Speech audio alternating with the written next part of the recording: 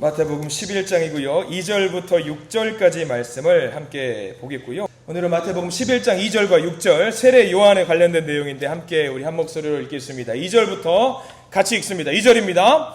요한이 옥에서 그리스도께서 하신 일을 듣고 제자들을 보내어 예수께 여짜오되 오실 그이가 당신 우리가 다른 일을 기다리오리이까?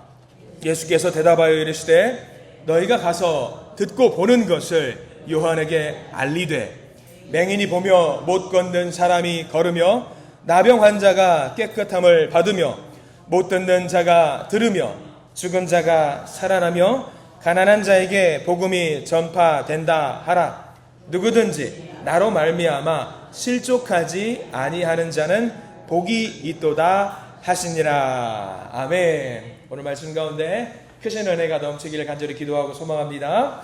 우리 기도하는 마음으로 고백합니다. 하나님의 은혜가 지금 저에게 임하기를 기도합니다. 우리 옆사람 축복하면서 하나님의 은혜가 지금 여러분에게 넘치기를 기도합니다. 아멘. 하나님 복된 은혜가 넘치기를 간절히 소망하고 기도합니다. 그리고 오늘 마태복음 11장 말씀을 통해서 세례 요한이라고 하는 사람을 한번 보게 됩니다. 사실 예수님을 만난 사람들이라는 제목으로 이제 말씀을 쭉 전하면서 가만 생각하니까 사실 제일 먼저 만나야 됐었던 사람이 세례 요한이었던 것 같아요. 예수님을 제일 먼저 만난 사람이 누굴까 싶었을 때에 성경을 보면은 제일 먼저 만난 사람이 제가 아무리 생각해도 세례 요한 같다라는 생각이 들더라고요. 그래서 세례 요한을 제일 먼저 봤었어야 되는데 불사 이제야 생각이 나는구나 생각이 들었습니다. 자, 요한 하면은 우리가 여러 명이 생각이 나야지 정상입니다. 여러 명이 생각이 나야 돼요. 그 중에 어떤 분들은 분명히 오늘 말씀처럼 세례자 요한, 세례 요한이 생각나는 사람이 있을 것이고요. 여러분들이 알고 있는 요한 또 누구 있습니까? 한번 알려주시겠어요? 사도 요한, 사랑의 요한, 사도 요한이 있었죠. 사도 요한은 특징이 뭐가 있었죠? 순교하지 않은 제명대로 살았던 사도, 유일한 사도였던 사도. 또 요한이 또 있어요. 여러분들 알고 있는 사람 중에 누구? 마가 요한. 그렇죠. 바나바의 생질 조카. 열심히 공부하신 분들 감사합니다. 마가 요한이라고 있었어요. 바나바의 조카. 사도 바울이 1차 전도 여행을 갔다가 중간에 중도 하차했던 마가 요한이라는 사람이 있었습니다. 또 요한 많이 있어요. 베드로 사도의 아버지가 이름이 뭔지 아세요? 그래서 요한을 보고 예수님이 뭐라고 말씀하시냐면 바요나 시모나라고 이야기하죠. 여기서 바라는 말은 아들이란 말이에요. 요나라는 말은 요한이란 말이거든요. 요한의 아들 시모나, 바요나 시모나가 거기서 나와요. 그러니까 베드로의 아버지도 요한이고요. 대제사장 안나스라는 사람 혹시 아시는지 모르겠습니다. 우리가 앞으로 만나볼 사람인데 그 사람도 원래 이름은 요한이었습니다. 요한이라는 이름이 그 시대에 굉장히 흔한 이름이었어요. 굉장히 흔한 이름이었어요. 그래서 요한의 말뜻은 뭐냐면 여호와께서 사랑하신다라는 말뜻을 갖고 있는 게 요한입니다. 그래서 오늘 세례 요한을 집중적으로 좀 보려고 합니다. 퀴즈를 한번 내볼게요. 여러분들이 알 수 있을 법한 쉬운 퀴즈입니다. 요즘은 이상한 그 넌센스 성경 퀴즈가 인터넷 보면 굉장히 많이 있어요. 근데 넌센스는 아닌데 세례 요한과 예수님 두 분을 비교해 보는 거예요. 자, 누가 형일까요? 예수님 형이다. 이거 틀려도 됩니다. 예수님이 형이다. 자, 손 들어도 되고. 자, 세례 요한이 형이다. 예, 손이 많이 드신 분이 정답입니다. 세례 요한이 근데 이걸 형이라고 말해야 될지 모르겠어요. 예수님 생일이 몇 월 수이죠? 우리는 통상적으로 12월 25일이라고 이야기하잖아요. 성탄절 모르시는 분 여기 계시는 것 같은데 큰일 났네. 12월 25일. 세례 요한은 언제 태어났냐면 예수님보다 6개월 먼저 태어났어요. 야, 너무 잘하시니까 오늘 그만해도 되겠는데 이거. 6개월 먼저 태어났어요. 근데 이제 6개월 먼저 태어났으니까 형이라고 인정을 해야 되는 게 전 세계 어디밖에 없냐면 대한민국밖에 없어요. 대한민국밖에 없어요. 내가 너보다 밥은 몇 끼는 더 먹었는데 내가 형이지. 근데 서양에는 그런 게 없어요. 6개월이면은 친구예요. 친구입니다. 그리고 우리도 뭐 예수님이 12월 25일 12월 그 끝자락에 태어나셨다고 치면은 6개월 전에 태어났으면은 세례 요한과 예수님은 우리는 보통 뭐라고 말하죠? 동갑이라고 이야기하죠. 동갑이라고 이야기를 합니다. 아무튼 뭐 그래요. 예수님과 세례 요한을 굳이 비교를 하자면 세례 요한이 6개월 정도 먼저 태어났다라고 이야기를 하고요. 이 세례 요한과 예수님의 관계는요, 남이 아니에요. 친인척입니다. 친인척이에요. 이종사촌의 친인척을 관계를 두고 있는데, 그런 관계를 두고 있는 세례 요한, 또 몇 가지 이야기를 한번 들어보고, 예전에 한번 말씀을 통해서 몇 번 이야기를 나눴던 것 같은데, 여러분들이 알고 있는 구약 시대의 마지막 선지자가 누굴까요?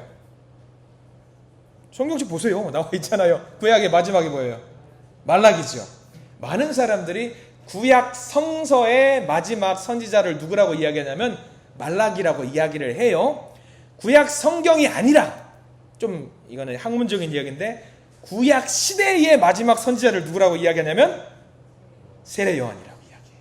왜냐하면 예수님이 오시고 나신부터는 선지자의 개념이 없어요. 선지자의 개념이 없기 때문에 그 이전까지 마지막 선지자로 우리가 이야기를 할 때에 신약 성경에 나와 있는 사람이긴 하지만 구약의 마지막 선지자를 누구라고 이야기하냐면 세례 요한이라고 합니다. 그러면 여기서 우리가 좀 알아야 될 거, 말라기를 마지막 선지자라고 이야기하는 사람들이 있어요. 그 다음에 세례 요한과를 선지자라고 이야기를 하죠. 그 두 사람의 사이가 무려 몇 년이냐면 400년이 돼요. 400년. 물론 차이는 오차는 있겠지만 400년인데 그 400년 동안에 뭐가 없었냐면, 선지자는 어떤 사람이냐면 하나님의 말씀을 전하는 사람이잖아요. 그런 말라기하고 세례 요한, 그 사이에 400년 동안 선지자가 없었다라는 것은 곧 무엇을 말하냐면 하나님의 말씀이 없었다라는 걸 말해요. 이게 굉장히 아픈 거거든요. 하나님의 말씀을 대언할 수 있는, 선포할 수 있는 사람이 없었다라는 것을 이야기를 합니다. 그래서 요한이, 세례 요한이 굉장히 중요한 사람인 거예요. 이제 400년을 넘어서 드디어 하나님의 말씀이 이스라엘 백성들에게 선포가 될 수 있구나를 확신하게 된 것이 세례 요한이기 때문입니다. 요한의 등장이 굉장히 중요합니다. 관계가 굉장히 중요하잖아요. 하나님과 관계가 없으면 남이잖아요. 나와 아무 상관이 없는 사람한테 하나님이 사랑을 주실 이유가 없어요. 근데 세례 요한을 필두로 해서 다시 그 관계가 복원이 될 수 있었습니다. 이제 남이 아닌 거예요. 이스라엘 백성들과 관계가 다시 회복이 되었다라는 것을 의미합니다. 그래서 세례 요한은 굉장히 중요한 사람입니다. 자, 우리가 하나씩 좀 살펴보았으면 좋겠습니다. 세례 요한의 출생에 대한 이야기도 여러분들 너무나도 잘 알고 있습니다. 성경에는요, 수태고지라고 하잖아요. 수태고지. 그러니까 임신을 했다라는 것을 하나님께서 알려주신 내용이 굉장히 많이 나와요. 근데 우리가 통상적으로 하나님께서 알려주신 수태고지가 크게는 신약에 두 개가 있어요. 첫 번째는 여러분들이 알고 있는 수태고지가 뭐가 있죠? 마리아에게 주신 예수님이 나신다라는 수태고지가 있고요. 또 하나가 더 있어요. 뭐냐면 오늘 말씀 세례 요한이 태어나는 것도 하나님께서 그의 엄마에게, 아빠에게 알려주셨습니다. 그 사건을 우리가 살펴봐야 되는데 굉장히 사실 재밌는 사건이에요. 누가복음 1장에 기록된 사건인데 제가 이제 성경이랑 같이 볼 거예요. 근데 요약하자면 여러분들 알고 있을 겁니다. 천사 가브리엘이 누구에게 등장을 하냐면 세례 요한, 그때 태어나기 이전이죠. 세례 요한의 아버지가 누구냐면 사가랴 또는 스가랴라고도 하기도 하고 사가랴라고도 이야기해요. 사가랴 제사장에게 등장을 합니다. 언제 등장을 하느냐? 이제 순서대로 제사장이 이제 지성소의 성전에 들어가서 예배를 드리러 가요. 그의 아빠가 세례 요한이 태어나기 이전에 이제 사가랴 제사장이 이제 성전에 예배를 드리러 가는데 여러분들이 상상을 막 하셔야 돼요. 굉장히 재밌거든요. 이제 그 지성소에는 아무나 못 들어가요. 아무나 들어가든 하나님한테 이제 딱만 맞고 죽을 수밖에 없어요. 이제 아무나 못 들어가는데 이 지성소에 사가랴 제사장이 조용히 이제 들어가요. 자기 순번에 맞춰서 이제 예배를 드려야 되는 마음으로 드리러 가는데 이제 분향을 합니다.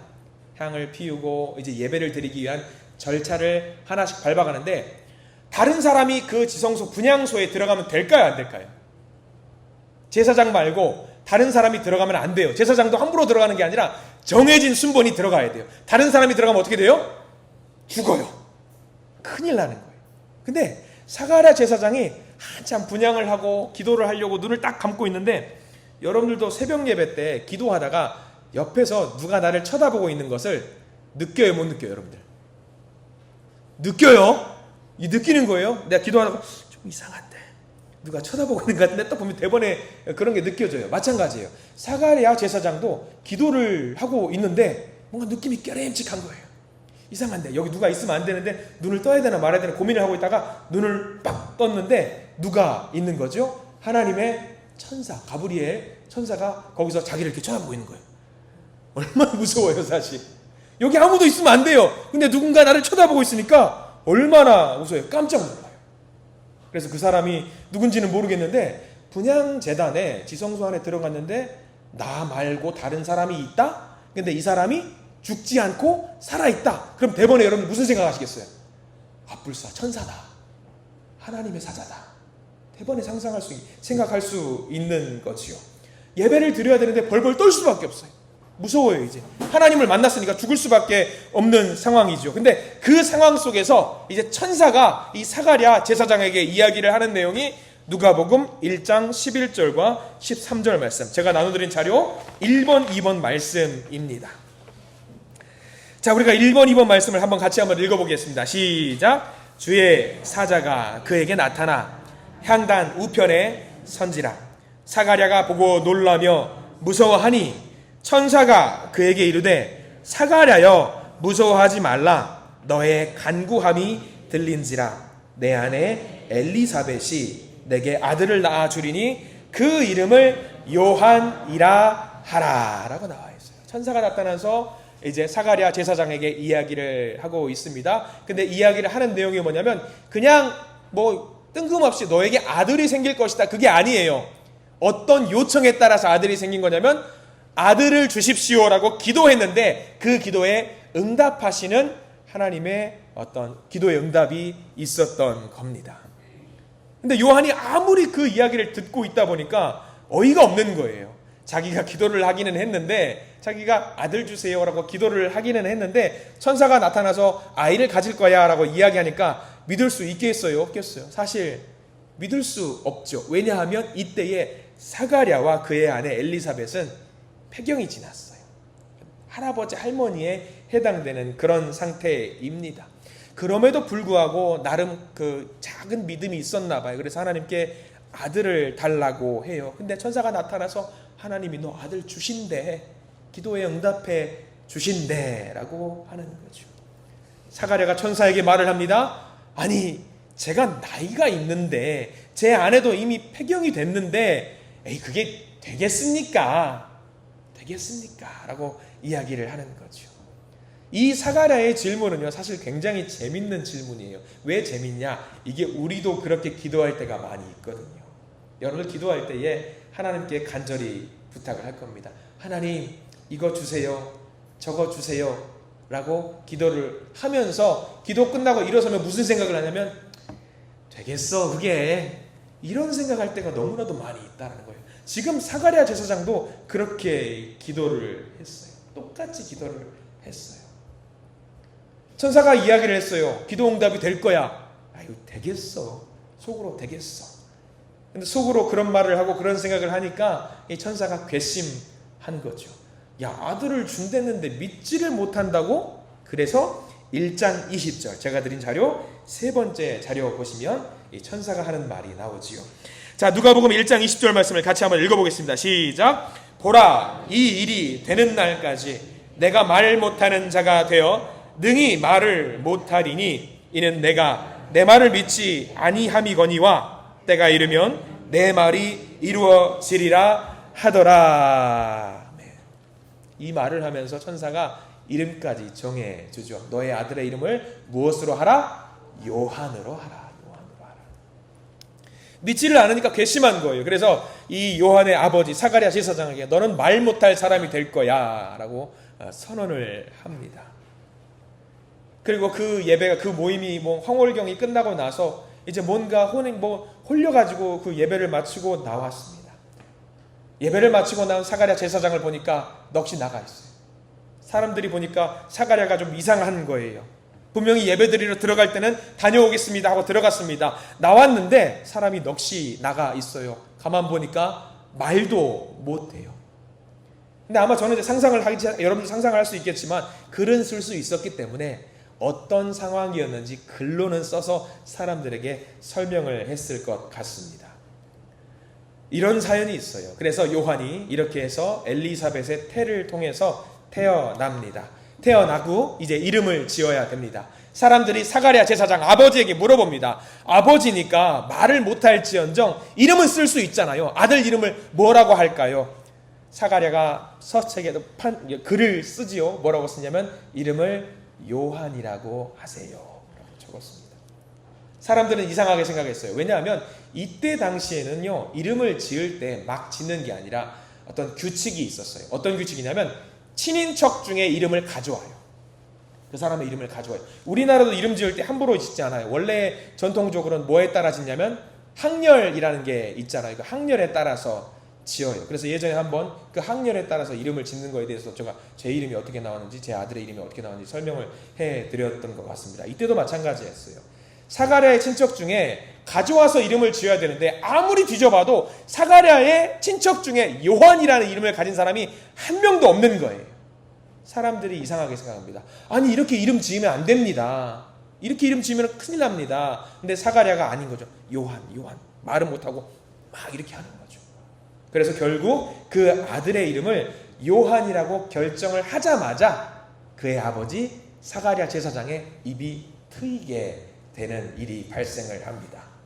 아마 그때 입이 트였을 때에 사가랴 제사장은 막 말을 했을 거예요. 내가 이런 일이 있었고 저런 일이 있었고 이게 이름을 요한으로 지어야 되는 이유에 대해서 주변에 있는 많은 사람들에게 설명을 했을 것 같습니다.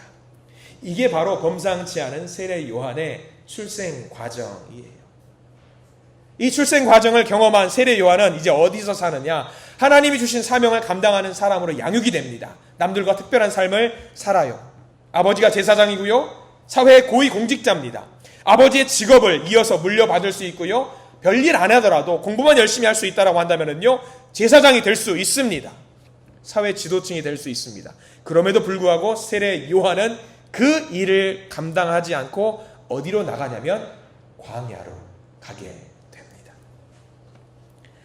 그 이야기가 누가복음 1장 17절, 제가 나눠드린 자료 네 번째 자료가 나와 있는데 거기 그가 어떤 삶을 사는지 나와 있어요. 우리 4번 내용 함께 누가복음 1장 17절 말씀 읽어보겠습니다. 시작. 그가 또 엘리야의 심령과 능력으로 주 앞에 먼저 와서 아버지의 마음을 자식에게 거스를 자를 의인의 슬기에 돌아오게 하고 주를 위하여 세운 백성을 준비하리라. 아멘. 요한이 무슨 일을 할 것인지 하나님이 준비를 해 두셨고요. 그 길을 세례 요한은 차근차근 한 걸음씩 걸어가게 됩니다. 누구처럼 살아야 된다? 엘리야처럼 살아야 된다. 엘리야처럼. 강력한 선지자. 아합과 이세벨에 맞서서 바알과 아세라 우상을 무찔렀던 민족의 지도자가 될 것이라고 미리부터 말씀을 해 두셨어요. 특별히 중요한 거, 제가 방금 읽어드린 것처럼 주를 위하여 세운 백성을 준비하리라. 준비하는 자로 쓰임을 받게 되는 거지요. 세례 요한이 광야에서부터 이제 말씀을 선포하는데 어떤 말씀을 선포했느냐? 여러분들 세례 요한이 했던 말 두 가지가 있어요. 다른 말 안 했어요. 두 가지만 이야기했어요. 첫 번째는 뭐였는지 아세요? 회개하라. 1번이 회개하라. 2번이 천국이 가까이 왔느니라. 이거 두 개만 선포했어요. 뭐 착하게 살아라, 바르게 살아라, 그것도 아니에요. 딱 두 개입니다. 회개하고 천국이 가까웠다는 것을 알고 살아라라는 것을 이야기를 했습니다. 이게 세례 요한의 삶이었습니다. 세례 요한은요, 사실 예수님과 이미 전부터 만난 적이 있습니다. 여러분들도 아시는 이야기지요. 예수님의 어머니가 마리아지요. 그리고 세례 요한의 어머니는 엘리사벳입니다. 마리아도 천사를 통해서 예수님을 잉태할 것이라고 미리 예언을 말씀을 받지요. 마리아도 처음에 천사를 만나고 좀 붕 떴어요. 제가 임신을 한다고요? 저는 아직 남자를 경험해보지 못했습니다. 제가 어떻게 임신을 할 수 있겠습니까? 천사가 말을 합니다. 야, 너도 내 말이 안 믿어지지? 야, 사가랴도 내 말 안 믿더라. 나를 안 믿더라. 근데 가만히 있고 너 나랑 만남이 끝나면 어디를 가봐야 되냐면 엘리사벳한테 반드시 가봐. 엘리사벳에게 가보면 내 말이 사실이라는 것을 알게 될 거야. 그리고 천사하고 만남이 끝나자마자 마리아는 누구를 향해 가냐면 엘리사벳을 향해 걸음을 재촉합니다. 사람들은 엘리사벳이 임신을 못할 나이라는 것을 알고 있었습니다. 마리아도 당연히 그럴 것이라고 생각했는데 엘리사벳을 만나니까 자기가 놀라운 것을 봤다는 것을 알게 됐지요. 엘리사벳이 임신을 했던 겁니다.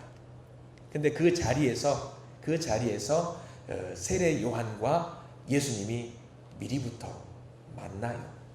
자, 제가 드린 나눠지는 자료 5번과 6번 자료입니다. 누가복음 1장 41절 말씀인데요. 같이 한번 읽어볼까요? 시작. 엘리사벳이 마리아가 문안함을 들으매 아이가 복중에서 뛰노는지라. 엘리사벳이 성령의 충만함을 받아 큰 소리로 불러 이르되 여자 중에 내가 복이 있으며 내 태중에 아이도 복이 있도다. 이미 이때부터 세례 요한과 예수님이 미리부터 뱃속에서 만났다라고 보는 거죠. 미리부터 이렇게 세례 요한은요, 세상의 빛을 보기 전부터 예수님의 길을 준비하는 자로 살았던 것입니다. 귀하게 쓰임받은 세례 요한이에요. 이 세례 요한의 모습을 보면서 우리는 그런 생각을 많이 할 겁니다. 특별한 사람들이 특별하게 쓰임을 받는다라고 생각을 합니다. 근데 세례 요한의 이 출생의 모습을 보면서 우리가 하나 잘 기억해야 될 것이 하나 있습니다. 저와 여러분들도 세례 요한과 별반 차이가 없다라는 거예요. 이 세상에서 평범하게 우리는 사는 것이 아니라 우리에게도 마찬가지로 요한에게 주신 사명이 있는 것처럼 우리에게도 주신 사명이 있다라는 것을 저와 여러분들이 잘 기억했으면 좋겠습니다. 요한을 탄생시키고 예수님의 길을 예비하게 하셨던 것과 똑같게 우리도 마찬가지로 복음을 전하는 그 사명을 주셨다라는 사실을 명심하시기 바랍니다. 반드시 우리는요, 하나님이 원하시는 그곳에 쓰임받게 될 겁니다. 여러분들이 여기 앉아 계신 이유도 마찬가지예요. 사명과 이유가 있기 때문에 이 자리에 앉아 계시는 겁니다. 요한이 여러모로 하나님께 쓰임을 받았던 것처럼 우리 모두도 하나님의 부르심을 잘 감당하는 믿음의 성도님들이 되시기를 간절히 소망합니다. 이런 세례 요한의 출생을 잘 기억했으면 좋겠습니다. 두 번째인데요. 두 번째 내용은 가장 중요해요. 세례 요한이 어떤 삶을 살았는지 잘 기억해야 됩니다. 이 단어 하나만 좀 기억했으면 좋겠어요. 어떤 단어냐면요, 소리라는 단어예요. 소리.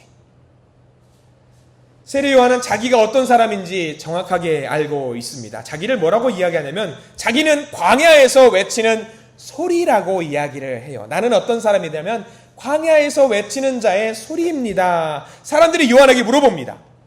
범상치 않은 외모와 범상치 않은 선포의 메시지를 듣게 되니까 사람들이 세례 요한한테 물어보는 겁니다. 당신은 뭐 하는 사람이에요?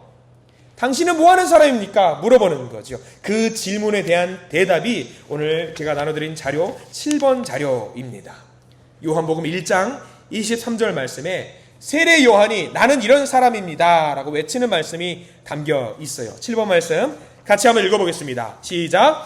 이르되 나는 선지자 이사야의 말과 같이 주의 길을 곧게 하라고 광야에서 외치는 자의 소리로라 하니라. 아멘. 이 말씀이 굉장히 중요한 말씀이에요. 외치는 자의 소리. 400년 동안 그 소리가 없었어요. 400년, 말라기 이후에 외치는 자의 소리가 400년 동안 없습니다. 근데 이제 그 침묵이 깨지고 하늘의 메시지가, 하나님의 소리가 선포되는 일이 발생한 거지요. 그래서 요한은 자기 자신을 두고 이야기를 합니다. 나는 그저 하나님의 소리입니다. 소리입니다. 저는 이 말이 참 좋더라고요. 저 역시 세례 요한과 같은 역할을 감당하는 자라고 저도 늘 생각을 합니다. 하늘의 소리를 선포하는 자, 하늘의 소리를 내는 자. 저는 우리 성도님들이 가끔 이제 우리 여러분들 교회에 담임 목사님을 소개할 일이 있다라고 한다면, 여러분들의 교회 담임 목사님은 어떤 분이세요? 그러면 우리 목사님이요. 우리 목사님은요 그냥 소리를 빽빽 지르는 분이세요. 그냥 소리만 지르는 분이세요. 근데 어떤 소리냐면 하늘의 소리를 빽빽 질러대는 그런 분이에요 라고 이야기를 해주면 더 바랄 게 없을 것 같아요. 하늘의 소리를 외치는 자, 세례 요한과 같은 사람이 되기를 간절히 소망해요. 근데 이게 저만 그런 게 아니에요. 저도 기도합니다. 우리 성도님들도 계시는 그 자리에서 세례 요한처럼 소리를 빽빽 질러대는 그런 성도님들이 되기를 간절히 원한다는 기도를 올려요. 어떤 소리? 하나님의 소리. 하나님의 소리. 내 소리 말고 하늘의 소리, 하나님의 소리. 그거예요. 요한이 그 일을 감당했어요. 요한이 나는 선지자입니다. 나는 대언자입니다. 나는 선견자고 훌륭한 사람. 그거 아니었어요. 저는 그저 소리내는 사람입니다. 저는 소리내는 사람. 소리내는 사람을 영어로 뭐라고 그래요? 스피커라고 그래요. 스피커. 스피커는 뭐 하는 거예요? 그냥 소리만 내는 거예요. 내 소리 내는 게 아니라 누군가의 소리, 마이크 잡고 소리 내는 거, 그냥 소리만 내는 역할을 감당하는 거거든요. 요한은요, 자기가 어떤 사람인 줄 알았어요. 나는 그냥 스피커예요. 외치는 자의 그냥 소리에 불과합니다. 내 역할은 그겁니다. 저는 제가 바라는 것만큼 우리 교회 성도님들도 그저 하나님의 소리, 외치는 자의 소리를 내는 믿음의 성도님들 되시길 간절히 축원합니다. 세상에는 정말 많은 소리가 있잖아요. 주님의 길을 예비하는 소리도 있고요. 주님의 길을 따라가는 그런 소리 내는 사람도 있어요. 세상에는 이런 소리도 있더라고요. 어떤 소리냐면 헛소리도 있어요. 헛소리도 있어요. 잡소리도 있더라고요. 잡소리도. 그리고 멍멍소리도 있더라고요. 여러 가지 소리들이 있어요. 우리가 듣지 말아야 될 소리도 너무나도 많이 있습니다. 그 가운데서 하나님의 소리를 낸다라고 하는 것이 얼마나 어려운 일인지 몰라요. 왜? 세상 사람들은 그렇게 자기들 목소리 크게 내는데 나는 외롭게 혼자 하나님의 소리를 내야 돼요. 근데 내 한 명의 소리로는 너무 부족하거든.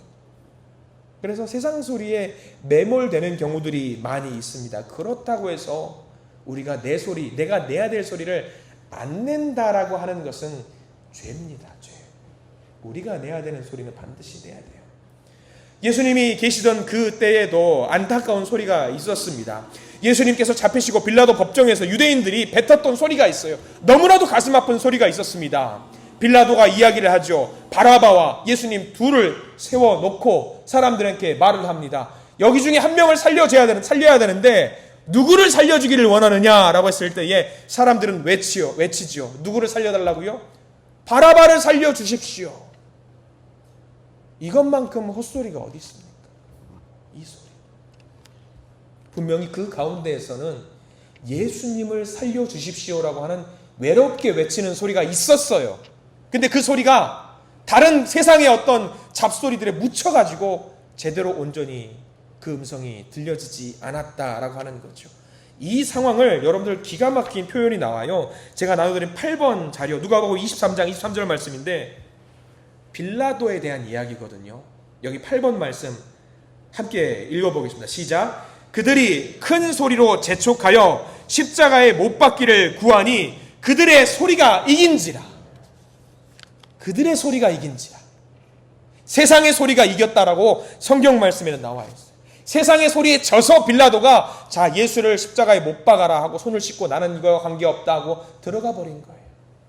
빌라도가 그들의 소리가 이긴지라. 얼마나 저는 이 부분이 안타까운지 몰라요.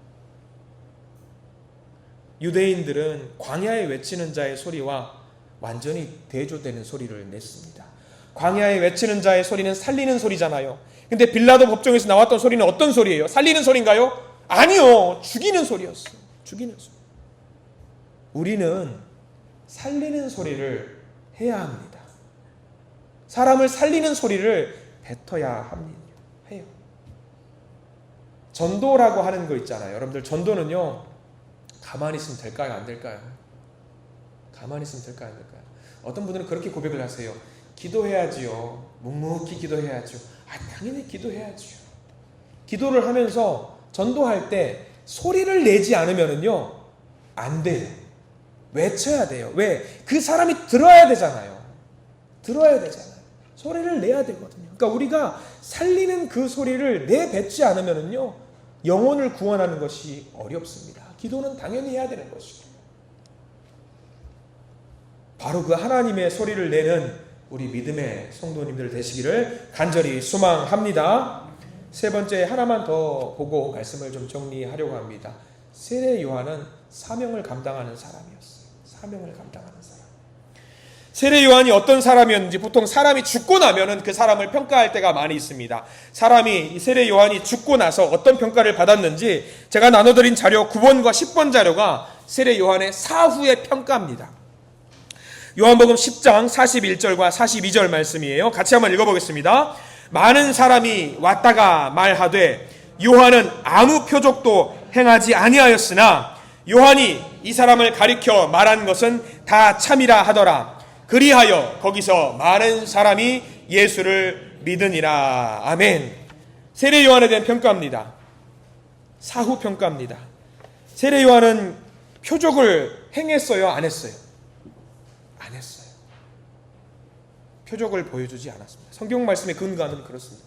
그런데 표적을 행하지도 않았지만 그저 광야에 외치는 자가 되어서 회개하라 천국이 가까이 왔느니라만 외쳤는데 많은 사람들이 사후에 세례 요한을 어떤 사람이라고 말하냐면 그의 말은 진리였고 그의 말씀은 진실이었다라고 이야기를 해요. 그의 말씀은 진리였기 때문에 세례 요한이 뭐라고 말을 했냐면 예수를 믿으세요라고 이야기를 했단 말이죠. 아, 그 말이 진리였기 때문에 그래 맞아 저 말이 맞기 때문에 우리는 예수님을 믿어야 한다라고 사람들은 예수님을 따르게 된 거예요. 세례 요한에 대한 평가가 이겁니다. 세례 요한의 평가를 인정하지 않았다면 사람들이 예수님을 따르지 않았겠죠. 인정했기 때문에 예수님을 따를 수 있었어요. 정확하게 세례 요한은 예수님의 길을 준비하는 사람이었어요. 제대로 쓰임받았습니다. 그리고 자신의 사명을 완수하고 죽임을 당했습니다. 세례 요한의 죽음에 대해서도 여러분들 잘 아실 겁니다. 신약 성경에서 제일 먼저 순교한 사람이 누굽니까? 세례 요한이. 제일 먼저 순교한 사람이 세례 요한입니다. 그때 당시에 유대 지역을 통치하고 있었던 사람이 헤롯 대왕이지요.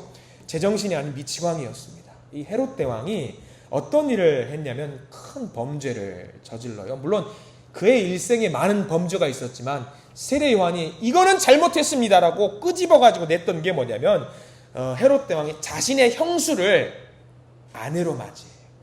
자신의 형수를 아내로 맞이하는데 이게 잘못된 행동이었다고 세례 요한이 지적을 하니까 헤롯 대왕이 참지 못하고 그를 감옥에 가둡니다. 근데 헤롯 대왕이 그를 죽일 수 있어요, 없어요? 쉽게 못 죽여요. 왜냐하면 세례 요한은 어떤 사람이냐면 그때 당시 공인이에요. 선지자는 어떤 사람이냐면 기름 부음 받은 자예요. 기름 부음 받은 자는 사람이 함부로 사형을 할 수 없어요. 그걸 알아요. 헤롯 대왕이 만약에 세례 요한을 죽이게 되면은 그 원성이 큰 일이 일어날 것이라는 걸 알기 때문에 그냥 감옥에 가둡니다. 아무도 그의 잘못을 헤롯 대왕의 잘못을 지적하지 못하고 바른 소리를 했던 세례 요한이었습니다. 그런데 어느 날 헤롯 대왕이 파티를 열어요. 파티를 열 때에 다 초대가 되는데 그 파티의 가장 클라이막스 타임에 누군가 와서 헤롯 대왕을 위해서 춤을 춥니다. 누가 춤을 추는지 아세요? 살로메. 여러분들 살로메가 두 사람이 있어요, 성경에. 하나는 아주 좋은 살로메가 있고요, 아주 나쁜 살로메가 있어요. 살로메는 누구냐면요, 이 헤롯 대왕의 의붓딸, 그러니까 아내로 맞이했던 형수 있죠, 형수의 딸이에요. 이 살로메가 춤을 다 추고 나서 이 헤롯 대왕이 말합니다. 야, 너 춤 진짜 잘 춘다. 내가 너무 행복하니까 네 소원 하나만 들어줄게. 너의 소원이 무엇이냐? 살로메가 뭐라고 말하죠? 세례 요한의 목을 갖다 주세요. 이때의 살로메의 나이가 몇 살이었을까요?